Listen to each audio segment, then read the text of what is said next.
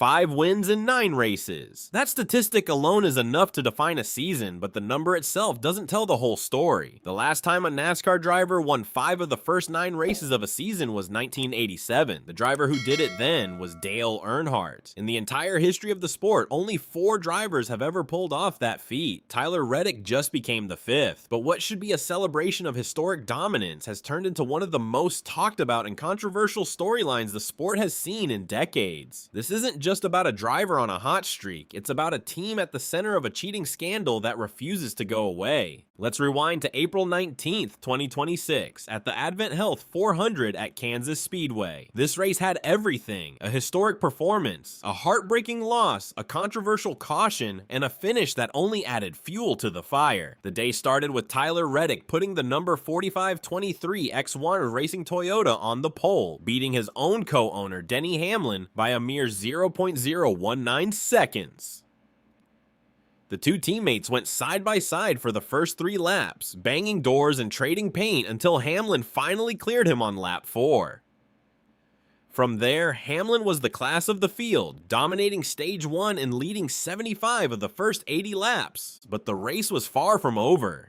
Kyle Larson woke up in stage 2, eventually passing Kevin Harvick for the most all-time laps led at Kansas. Meanwhile, Reddick was dealing with his own issues, brushing the wall in turn 1 and reporting that his steering column felt slightly off-center. For 300 miles, it looked like Hamlin was going to walk away with the victory. Reddick took the lead with about 10 laps to go, but then disaster struck. With 2 laps remaining, his car sputtered. "I ran out of fuel," Reddick screamed over the radio. He saved it by switching to a reserve pump, but the delay allowed Hamlin to retake the lead. Hamlin was seconds away from the white flag, and then it happened. Cody Ware, running 6 laps down in last place, spun out on lap 266. The caution flew, sending the race to overtime. On pit road, Michael Jordan, who had been watching anxiously, put his hands on his head. The race was reset for a 2-lap shootout. Hamlin chose the inside lane. Larson dove to the bottom, clearing Hamlin. Reddick, restarting second on the outside, got a massive run on the top lane. He dove under Larson in the final corner, making contact with Christopher Bell and sending Bell into the wall, but held on to win by 0.118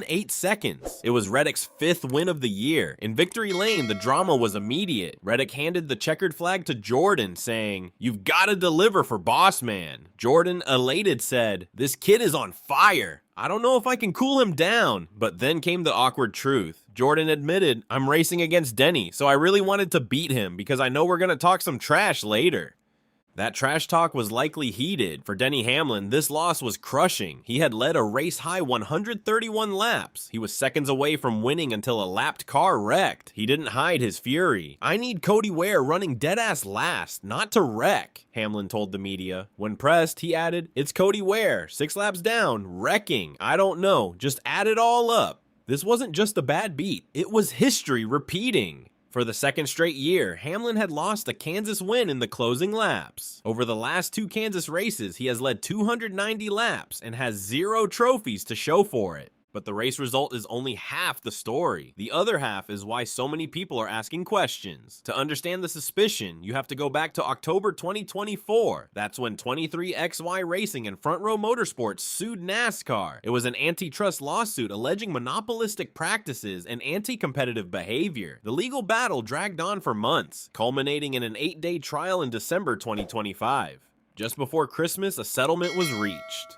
The terms were confidential, but reports leaked that 23X1 received a massive payout, permanent charters, and a stronger voice in how the sport is run. Then, the 2026 season started. Daytona, win. Atlanta, win. Coda, win. Darlington, win. Kansas, win. 5 wins in 9 races. Suddenly, the settlement didn't look like just a legal victory. It looked like a green light. The whispers in the garage started immediately. Drivers and fans began claiming that Reddick's car had hidden aerodynamic advantages, that the cornering grip was abnormally high, and that the straight line speed was stronger than it should be. People pointed to unusually low tire wear and subtle aero tweaks that were hard to detect. Social media exploded. One fan wrote, "Just proves all you need to do is sue NASCAR and then you get the okay to cheat." Another posted, "Jordan sues NASCAR and his drivers are 1st and 2nd in points. Coincidence? I think not." The claims got more specific. Fans alleged the number 45 car was nearly 0.3 of a second faster than everyone else. A massive gap in NASCAR. At Darlington, broadcasters Mike Joy, Clint Bowyer, and Kevin Harvick reportedly called out 23 X1s for running an 850 horsepower motor in a 750 horsepower race. After Reddick beat him at Darlington, Brad Keselowski poured gas on the fire, saying, "I tried everything to make his life hell. He was just faster when it counted. Congratulations to Tyler, but questions remain." The defense? "We race what NASCAR gives us," Reddick said. He pointed to his win at Darlington, where he had to replace a battery mid-race and fought electrical problems. To win here at Darlington while fighting electrical problems, that's not cheating.